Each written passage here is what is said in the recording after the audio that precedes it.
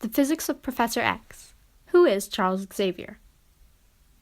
Charles Xavier is a powerful telepath who was orphaned at a young age and left with his stepbrother, Cain Marko, also known as the Juggernaut. He traveled extensively and met many different people.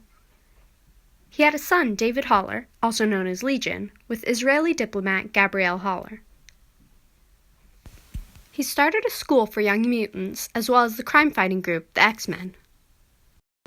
His powers include telepathy, so he can read other people's minds and feel their feelings, as well as telekinesis, so he can lift things with his mind. The question is, are things like telekinesis and telepathy actually possible? Let's see. If force equals mass times acceleration, and an apple with a mass of 0.1 kilograms is being accelerated at a rate of 1 meter per second squared, then the force exerted on that apple would have to be about 0.1 newtons. But how's that force being exerted? The thing you're moving would behave like a particle and not a wave. And there are only two long-range forces strong enough to affect macroscopic objects: gravity and magnetism. Gravity is much too weak a force, and magnetism is much too short range, so those explanations don't make much sense. But what if it wasn't a normal element? What if it was dark matter, or a new element we haven't discovered yet? A new element we would have created or detected by now, so that doesn't make much sense. So what about telepathy?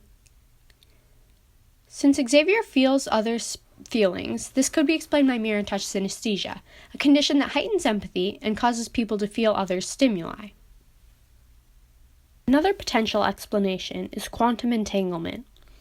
The idea is that there are two particles separated by a potentially limitless distance, but when one particle is affected, the other particle is affected in the same way. Scientists say it happens all the time. So a particle inside of you could be entangled with a particle of a person you just met on the street. Imagine if a particle inside of your brain was entangled with a particle in, say, an apple, or even someone else's brain.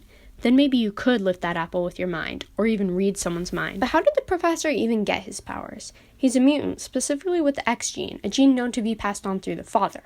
Although Professor X's father has no known powers, he could still easily have the gene. There are many genes that are known to skip generations, such as being left-handed, having a twin, or having red hair.